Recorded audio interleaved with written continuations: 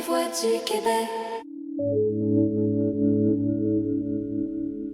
Bienvenue à Connexion Média, un espace libre, sans subvention, sans publicité, où l'on avance avec peu, mais avec beaucoup de liberté.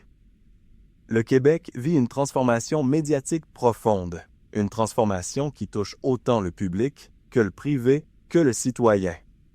Radio-Canada va obtenir 150 millions de dollars en subventions pour maintenir son mandat. TVA annonce 87 nouveaux postes abolis et réclame un soutien financier. Le monde politique parle de protection culturelle.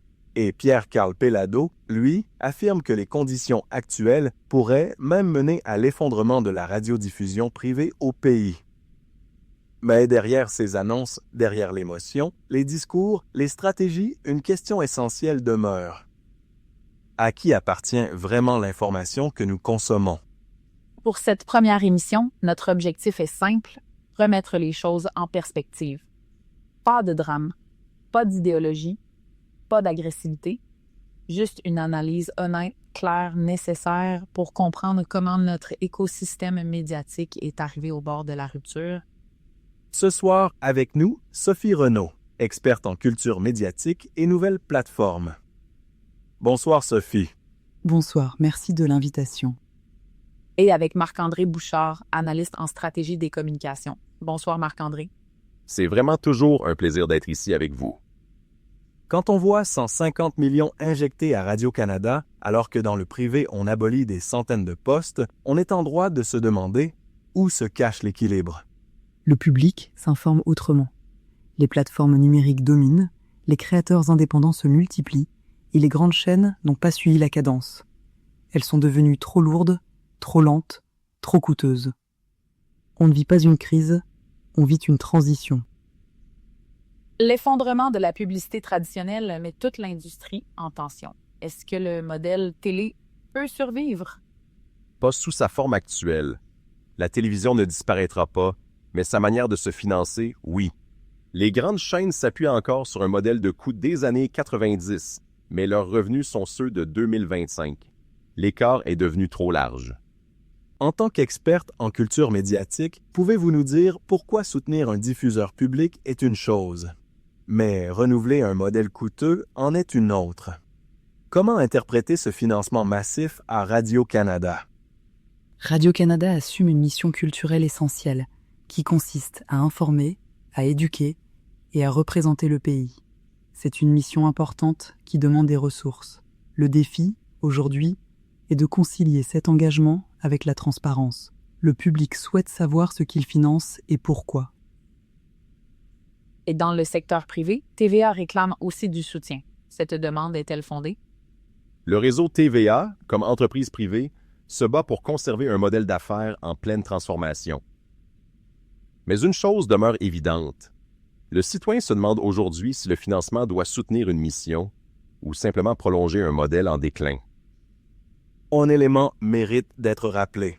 Dans ses interventions récentes, Pierre-Carl Péladeau ne demande pas seulement du soutien financier. Il exige que Radio-Canada cesse complètement de vendre de la publicité. Selon lui, si la radio d'État abandonne le marché publicitaire, les diffuseurs privés pourraient récupérer ces revenus. En d'autres mots, réduire les revenus de l'État pour stabiliser le secteur privé. C'est une stratégie économique, pas un débat culturel. Et ça soulève une autre question. Qui profite réellement des décisions prises au nom de la culture? Les compressions vont frapper surtout les régions du Québec. Quel sera l'impact sur l'information locale? Un impact énorme. La centralisation s'accélère. Les régions sont moins couvertes, moins entendues, moins visibles. Pour beaucoup de Québécois, leur réalité n'est simplement plus racontée. Et pendant que les grands reculent, les petits médias indépendants, qui sont libres, eux commencent de plus en plus à prendre les places laissées vacantes. Le Bloc québécois parle de protection culturelle. Les souverainistes disent qu'on perd notre contrôle médiatique. Et le privé réclame plus d'air. Comment démêler tout ça? On doit reconnaître que chacun défend ses intérêts. Le Bloc québécois veut protéger la culture.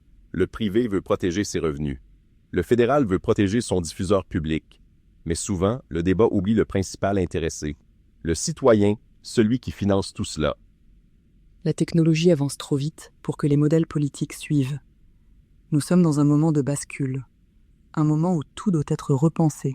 Alors, qu'est-ce que cette transformation ouvre comme possibilité? Une possibilité immense. Les médias légers, hybrides, indépendants, adaptés au numérique, sont mieux placés que jamais. Ils sont flexibles, innovants et proches des gens. Et l'exemple est très clair pour certains nouveaux médias, comme celui que vous lancez ici, fonctionnent sans subvention, sans publicité, et avancent quand même parce qu'ils sont plus libres, plus rapides, plus proches des gens.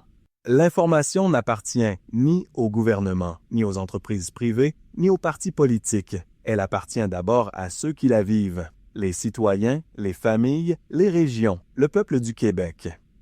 Pendant trop longtemps, on a voulu nous dire quoi penser, comment voir notre propre réalité.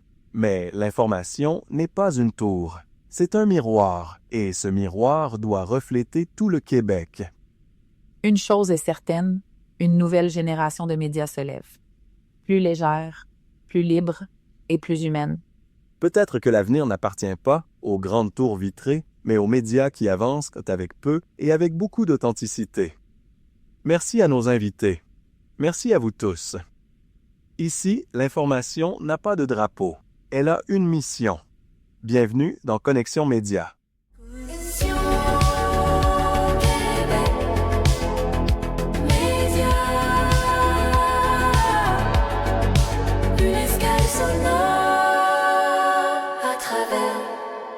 Les voix du Québec.